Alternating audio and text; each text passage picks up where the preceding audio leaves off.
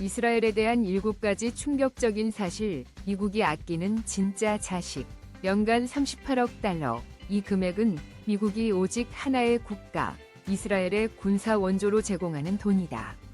반면 인구 10억 명에 달하는 아프리카 대륙 전체는 비슷한 액수의 원조를 받지만 수십 개 국가에 나뉘어지고 대부분은 인도주의적 지원에 그친다. 이스라엘은 NGH 안성보다도 작은 국가이지만 분쟁이 발생할 때마다 미국은 항공모함을 즉각 파견한다. 언론상에서는 중립적인 입장을 취하는 듯 보이지만 미국은 항상 이스라엘을 은밀히 지지해왔다. 그리고 민주당이든 공화당이든 미국 대통령 중 어느 누구도 이스라엘의 등을 돌리는 발언이나 정책을 감히 하지 못했다. 하지만 이스라엘은 세계에서 가장 논쟁적인 국가 중 하나이며 불편하면서도 경계하지 않을 수 없는 이상한 점들이 많다. 과연 이스라엘은 어떤 나라이고 왜 이렇게 특별한가? 오늘 영상에서는 작지만 강력한 이 국가에 대한 7가지 충격적이고 놀라운 사실을 다룬다. 1. 이스라엘 세계 유일의 유대 국가. 전 세계 190여 개국 중 이스라엘은 유일하게 유대 국가로 정의된 나라다. 이는 유대인이 정착할 권리를 가지며 유대 민족이 원주민으로 인정되고 법과 문화가 유대 정체성을 중심으로 구축되어 있다는 뜻이다. 이는 추상적인 개념이 아니면 2018년에는 이스라엘 국가범으로 공식화되었고 그 안에서 이스라엘은 유대인의 역사적 고향이며 유대인만이 이곳에서 자결권을 가진다고 명시되어 있다. 유대인들에게 이는 수천 년 동안의 추방과 차별, 특히 히틀러가 지휘한 홀로코스트 이후의 민족 생존권을 강하게 주장하는 선언이었다. 이스라엘은 또한 거의 사라졌던 고대 언어 히브리어를 국가 공용어로 되살린 세계 유일의 사례이기도 하다. 그러나 유대 국가라는 정의는 많은 논란을 낳았다.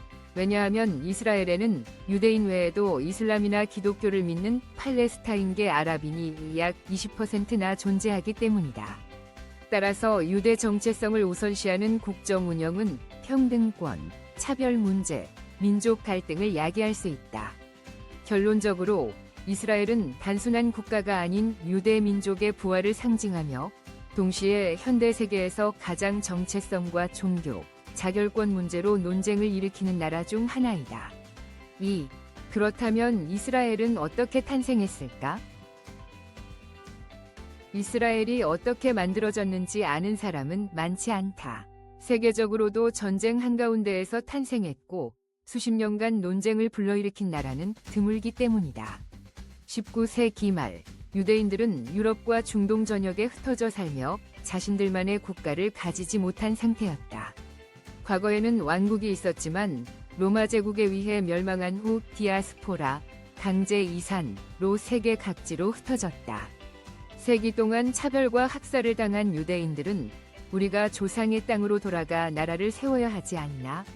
라는 질문을 하게 된다. 이 질문은 제2차 세계대전 이후 더욱 시급해졌는데 나치 독일에 의해 600만 명이 학살당한 홀로코스트 때문이다.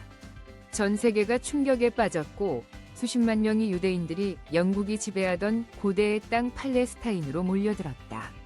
1947년 유엔은 이 지역을 유대 국가와 아랍 국가로 나누자고 제안했다. 유대인들은 찬성했지만 아랍 측은 반대했다.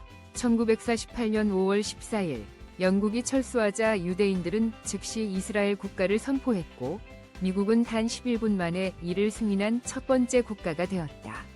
하지만 그 다음 날 주변 아랍 국가들은 전쟁을 선포하며 이스라엘의 건국을 반대했다. 전쟁 결과 이스라엘은 배정된 영토를 유지했을 뿐 아니라 더 넓은 땅을 점령했고 수십만 명의 팔레스타인 사람들이 고향을 떠나야 했다. 이때부터 시작된 영토 분쟁, 주권 문제, 증오의 역사는 지금까지도 이어지고 있다. 3. 예루살렘 유대교, 이슬람, 기독교의 충돌 중심. 많은 사람들이 예루살렘이라는 도시를 들어봤을 것이다. 이는 단순한 고대 도시가 아니라 세계 3대 종교가 성지로 여기는 장소이다. 하지만 평화보다는 갈등의 중심이 된 이유는 무엇일까? 첫째, 유대교 입장에서는 이곳이 수천 년 전부터의 역사적, 영적 수도이다. 솔로몬 왕 시대의 제1성전과 제2성전이 이곳에 있었고 파괴된 후 남은 통곡의 벽은 전 세계 유대인들의 가장 신성한 기도 장소로 여겨진다. 둘째, 이슬람교에서는 이곳이 메카, 메디나에 이어 세 번째로 신성한 장소로 여겨진다. 무함마드 예언자가 하늘로 올라간 장소가 알-아크사 사원이 있는 바위라 믿으며 이 지역은 하람 알-샤리프, 하람 알-셰이아라이에프라 불린다. 셋째, 기독교인들에게는 예수가 십자가에 못 박히고 매장되고 부활한 장소로 믿어져서 특히 성묘교회는 신앙적으로 엄청난 의미를 지닌다. 정리하자면 세 종교가 동일한 땅, 심지어 동일한 위치에 대해 각자의 신앙을 부여하면서 소유권과 통제권, 접근권에 대한 충돌이 발생하게 된 것이다. 정치적으로는 더 복잡하다. 1947년 유엔은 팔레스타인을 유대와 아랍 국가로 나누고 예루살렘은 국제특별지역으로 둘 것을 제안했다. 그러나 1948년 아랍 이스라엘 전쟁 이후 이 계획은 무산되었고 이스라엘은 서예루살렘을, 요르단은 동예루살렘, 알-아크사 포함을 점령했다. 1967년 6일 전쟁에서 이스라엘은 예루살렘 전체를 점령하고 이를 분할 불가능한 수도로 선언했다. 반면 팔레스타인은 동예루살렘을 미래의 수도로 주장하지만 실질적인 통제는 여전히 이스라엘에 있다. 국제사회는 이 문제에 대해 의견이 분분하며 작은 조치 하나 예를 들어 성지에 대한 접근 규정 변경만으로도 폭력 사태가 촉발될 수 있다. 수많은 이들의 신앙과 직결된 문제이기 때문이다. 그러나 많은 전문가들은 이스라엘이 여전히 우위를 점하고 있다고 본다. 왜냐하면 이스라엘에는 세계 최강의 후원 세력이 있기 때문이다. 4. 미국이 이렇게까지 이스라엘을 무조건적으로 감싸는 이유는 세계 각국의 관계에 관심이 있는 사람이라면 누구나 알 것이다. 이스라엘에서 충돌이 발생할 때마다 그 원인이 무엇이든 상관없이 미국은 즉시 이스라엘을 옹호하고 나선다. 매년 수십억 달러, 약 5,130억 원, 위 군사 원조를 제공할 뿐 아니라 유엔의 이스라엘 비판 결의안을 여러 차례 거부권으로 막았고 항공모함을 중동에 파견하며 이스라엘이 친구이자 절친한 동맹임을 분명히 드러낸다. 그렇다면 왜 그럴까? 이스라엘은 미국이 이렇게까지 애지중지할 만큼 특별한 존재인가? 우선 과거의 이유부터 살펴보자. 미국과 이스라엘의 긴밀한 관계는 최근에 형성된 것이 아니라 제2차 세계대전 이후부터 시작됐다. 당시 전 세계는 600만 명 이상의 유대인이 목숨을 잃은 홀로코스트라는 비극의 충격을 받았다. 그로 인해 미국과 서방 국가들은 유대 민족에게 도덕적 책임을 다해야 한다는 압박을 받게 되었고 전쟁 후 고향을 잃은 유대인들을 위해 무언가 해야 했다. 영상의 초반에서도 언급했듯 미국은 이스라엘이 독립을 선포한 지 불과 11분 만에 이를 공식 승인했다. 이 행위는 홀로코스트 이후의 동정심과 도덕적 책임의 표현으로 여겨진다. 하지만 그게 전부일까? 당연히 아니다. 더 큰 목적은 실용적인 전략 카드로서의 의미다. 한편으로는 전쟁 후 미국이 새로운 세계 질서를 주도하고자 할 때 인도주의적이고 도덕적인 이미지를 만들 수 있었다. 다른 한편으로는 당시 힘이 빠지고 있던 영국의 자리를 대신해 미국이 중동에서 전략적 영향력을 확보하려는 계산이었다. 동시에 소련은 중동의 영향력을 확대하려 하고 있었다. 또한 당시 미국 내 언론, 금융, 정치에 큰 영향을 미치던 유대인 커뮤니티의 압력도 무시할 수 없었다. 그래서 미국-이스라엘 관계는 단순한 무조건적인 우정이 아니라 역사적 동정, 정치적 계산, 장기적 전략이 얽힌 복합적인 관계였다. 중동은 오랫동안 세계에서 가장 불안정한 지역 중 하나였다. 전쟁, 종교 갈등, 극단주의, 독재 정권, 반서방 정서가 팽배하다. 이런 상황에서 미국의 동맹국들은 대부분 조건부 협력 상태였고 서로의 이익 때문에 손을 잡지만 내면에는 불만이 많거나 정치적으로 불안정했다. 하지만 이스라엘은 다르다. 이 나라는 중동 지역에서 보기 드문 실제 민주주의가 작동하는 나라다. 과학기술도 발전했고 군사력도 강하며 세계적인 기술 스타트업 중심지이기도 하다. 뿐만 아니라 이스라엘은 서구의 가치관을 공유한다. 사회 운영 방식, 경제 발전 모델까지도 미국과 비슷하다.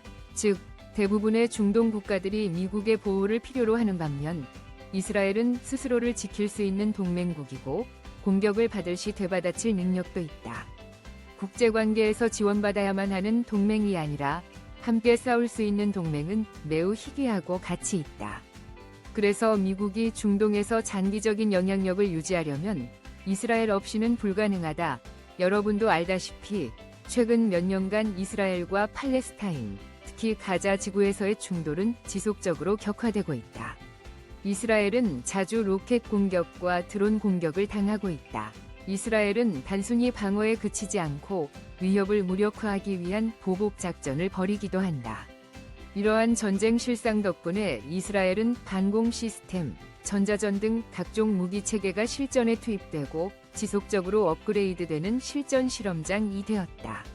미국은 오랜 국방 파트너로서 기술을 제공할 뿐 아니라 현장에서 데이터를 수집해 첨단 무기 개발에 활용한다. 이렇게 개발된 기술은 미국 군대와 동맹국들에 널리 응용된다. 또한 미국이 이스라엘에 제공한 기술 중 일부는 현지에서 전투에 맞춰 조정되고 그 후에야 본격적으로 대중적으로 사용된다. 따라서 이스라엘에 대한 군사 원조는 단지 동맹을 돕는 것 이상의 의미를 가지며 미국 자신에게 되돌아오는 투자가 되기도 한다. 6. 수십 년 동안 미국은 이스라엘의 가장 큰 국방 후원국이었다. 현재 이스라엘은 매년 약 38억 달러, 한화 약 5,130억 원의 군사 원조를 미국으로부터 받고 있으며 이는 10년간 고정된 협정에 따른 것이다. 하지만 사람들을 의아하게 만드는 점은 가자 지구에서의 충돌이 격화되고 국제사회가 이스라엘을 강하게 비판할 때조차도 미국의 지원이 단 한 번도 멈추지 않았다는 것이다. 특히 2023년부터 2024년까지 가장 긴장감이 고조되던 시기, 미국은 오히려 100건 이상의 무기 판매를 신속히 승인했다. 여기에는 스마트 폭탄, 포탄, 유도 미사일 등이 포함되며 전 세계의 항의가 빗발치는 가운데 이스라엘로 긴급 제공되었다. 놀라운 점은 유엔에서 미국이 종종 자제와 평화를 촉구하며 기권하거나 인도주의적 우려를 표명하는 동시에 마쿠에서는 무기가 꾸준히 제공되고 있다는 것이다. 이러한 이중적 행보 때문에 많은 분석가들은 미국이 두 가지 이미지를 동시에 유지하려 한다고 본다. 국제 언론 앞에서는 평화 중재자로서의 이미지, 실제로는 이스라엘의 주요 무기 후원자이자 군사적 후방 지원국. 적의 적은 곧 친구다는 말이 있다. 게다가 이스라엘과 미국 두 나라는 공통의 적, 이란을 가지고 있다. 양측 모두 이란을 중동에서 가장 큰 위협으로 간주한다. 이란은 시아파 이슬람 국가로서 반미, 반이스라엘 노선을 고수하고 있으며 핵무기를 개발 중이다. 이스라엘은 바로 이란 옆에 위치한 미국의 전초기지와 같은 존재로 미국이 대응하기도 전에 먼저 움직일 수 있는 입장이다. 그래서 이란과의 긴장이 고조될 때마다 미국은 항공모함, 폭격기, 레이더 등을 이스라엘 주변에 배치하며 우선적으로 이스라엘의 방어를 고려한다. 이스라엘이 오랜 세월 동안 미국의 애왕국으로 불리는 또 하나의 이유는 공개적으로는 자주 언급되지 않지만 실제로는 매우 현실적인 이유 때문이다. 미국 내 유대인은 전체 인구의 약 2%에 불과하지만 정치, 언론, 금융 등 여러 분야에서 큰 영향력을 가지고 있다. 이로 인해 많은 미국 정치인들에게 있어 이스라엘을 지지하는 것은 일종의 암묵적 규칙처럼 여겨진다. 지지하지 않으면 정치 생명에 위협이 될 수 있기 때문이다. 할리우드의 유명 인사, CNN과 뉴욕타임즈 같은 주요 언론사, 심지어 미국 의회에서도 유대계 인사가 다수 활동하고 있다. 이런 구조는 정치적 언론적 압력을 형성하며 미국 대통령들이 이스라엘을 지지할 수밖에 없는 이유가 된다. 미국에는 AIPAC, 아메리칸 이스라엘 퍼블릭 어페어즈 커미티라는 로비 단체도 있다. 이 단체는 미국 이스라엘 관계 강화를 위한 조직이라는 뜻이며 이름에서 목적이 명확히 드러난다. 쉽게 말해 AIPAC은 자선단체도 아니고 인권단체도 아니다. 그들의 유일한 목적은 어떤 정권이 들어서든 미국의 정책이 이스라엘 편에 서도록 만드는 것이다. 전략적 이익 외에도 종교적 신념도 미국이 이스라엘을 지지하는 또 다른 이유다. 많은 미국 개신교도 특히 보수층은 이스라엘의 존재가 성경 속 예언의 일부라고 믿는다. 그들은 유대인이 약속의 땅으로 돌아오는 것이 예정된 일이자 신의 뜻이라고 여기며 이스라엘을 지지하는 것이 곧 신의 뜻을 따르는 길이라 생각한다. 따라서 이스라엘을 지키는 일은 단순한 정책이 아니라 수백만 미국 유권자에게 있어 신앙 그 자체인 것이다. 미국 대통령들은 수차례에 걸쳐 자유민주주의라는 네 글자를 전 세계에 각인시켜왔다. 그리고 미국이 보기엔 이스라엘은 중동에서 유일한 실질적 민주주의 국가다. 이스라엘은 영토는 작지만 군사력, 과학, 인공지능, 의료, 스타트업 등 다방면에서 강하며 실제로 다당제 민주주의가 작동하는 나라다. 그렇기에 미국은 이스라엘을 서구 자유의 증거로 여기며 중동이라는 혼란의 중심 속에서도 자유가 승리할 수 있다는 모델로 삼고 있다. 겉으로 보면 이스라엘은 미국의 풀옵션 후원을 받고 있는 듯 보인다. 하지만 현실은 그리 간단하지 않다. 이 중동의 유일한 민주주의 국가는 단지 운이 좋은 것이 아니라 극도로 강력한 군사 체계를 보유하고 있다. 그리고 무엇보다 이스라엘은 세계적으로 보기 드문 나라다. 여성 군인이 무기보다도 더 유명한 나라다. 7.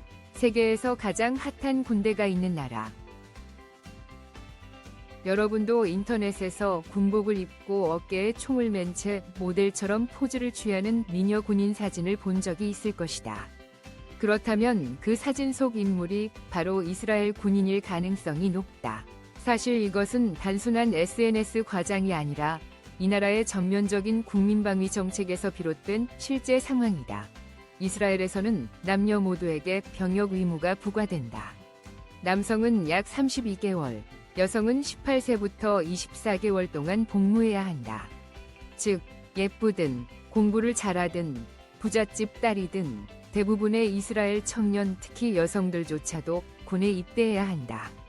하지만 여성 군인을 본다고 해서 절대 착각해서는 안 된다. 그 화려하고 빛나는 사진들 이면에는 매우 엄격한 국가 방위 체계가 있다. 이스라엘 여성 군인은 단지 보기 좋게 서 있는 존재가 아니다. 그들은 실탄 사격 훈련도 받고 실제 전투 지역에 배치되며 첨단 정보전, 반공, 사이버 보안 같은 정예 부대에도 다수 소속되어 있다. 결론적으로 말하자면 이스라엘 군대의 미녀들은 단순한 인터넷 밈이 아니라 철저한 국민방위 정책이 만들어낸 독특한 현실이자 전 세계에서 이스라엘만이 보여주는 특별한 풍경이다. 그리고 이스라엘은 군대의 강인함뿐 아니라 젊은 세대의 심리 건강과 신체 이미지라는 취약한 측면에도 많은 관심을 기울인다. 8. 세계 최초로 지나치게 마른 모델을 금지한 나라 이스라엘. 화려한 패션 세계에서 아름다움의 기준은 종종 비정상적으로 마른 몸매로 정의된다. 하지만 이스라엘은 그런 비현실적인 기준에 노를 외친 세계 최초의 국가다. 2012년부터 이스라엘은 BMI, 체질량 지수, 다 18.5 미만인 모델의 광고 촬영이나 무대 활동을 금지하는 법을 제정했다. 이는 세계 최초로 패션 산업 내 비현실적인 신체 기준을 정면으로 겨냥한 법률 중 하나였다. 뿐만 아니라 포토샵 등으로 모델의 몸을 더 마르게 보이도록 조정한 광고 사진은 반드시 이미지가 수정되었음을 명시해야 한다. 그 이유는 청소년들이 그러한 사진을 보고 스스로의 외모와 비교하며 외모 강박에 시달리는 것을 막기 위해서다. 이 법은 단순히 윤리적 문제를 넘어서 공공보건 차원에서 만들어졌다. 이스라엘은 한때 젊은 여성, 특히 모델들 사이에서 섭식장애 및 거식증의 비율이 급격히 증가한 것을 경험했다. 그래서 정부는 그저 지켜보는 것이 아니라 법적으로 개입하기로 선택했다. 이 법은 국제 패션계에서 논란을 불러일으켰지만 동시에 수많은 심리학자, 건강 전문가, 부모들로부터 긍정적인 평가를 받았다. 이로 인해 여러 국가들은 자신들의 광고와 미디어 시스템을 다시 돌아보게 되었고, 과연 우리는 건강하지 않은 아름다움 기준을 무의식 중에 조장하고 있지 않은가? 라는 질문을 던지게 되었다. 9. 동성애자와 트랜스젠더를 위한 천국. 이스라엘을 떠올리면 많은 사람들이 전쟁, 갈등, 종교, 그리고 미국과의 끈끈한 관계만을 생각할 수 있다. 하지만 많은 사람들이 모르는 사실은 중동의 보수적인 지역 한가운데 위치한 이스라엘이 세계에서 가장 LGBTQ+ 커뮤니티에 개방적인 국가 중 하나라는 점이다. 이스라엘 제2위 도시 텔아바이브는 종종 중동의 게이 수도로 불린다. 이곳에서는 매년 게이 프라이드 축제, 게이 프라이드 페스티벌 또는 게이 퍼레이드가 열리며 수십만 명의 사람들이 전 세계에서 몰려든다. 축제에서는 음악, 퍼레이드, 화려한 의상, 그리고 가장 중요한 요소 개방적이고 안전하며 인정받는 분위기가 조성된다. 하지만 단순한 사회운동에 그치지 않는다.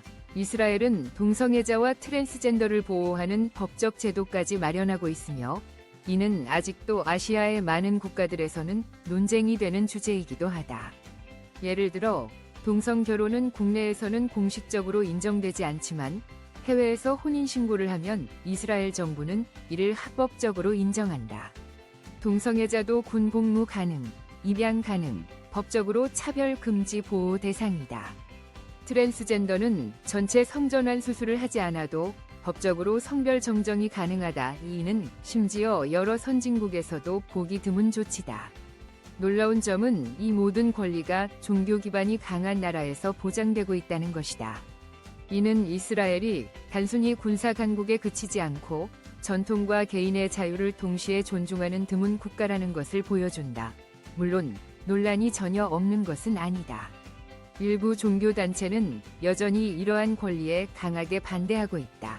그러나 현실은 분명하다. 이스라엘 사회, 특히 젊은 세대와 도시계층은 점점 더 개방적이고 포용적이며 LGBTQ+ 커뮤니티를 현대사회의 자연스러운 일부로 받아들이고 있다. 여러분, 오늘 영상에서 다룬 이스라엘 미국의 진짜 애완국이라 불리는 작지만 강력한 나라에 대한 놀라운 사실들 잘 보셨나요?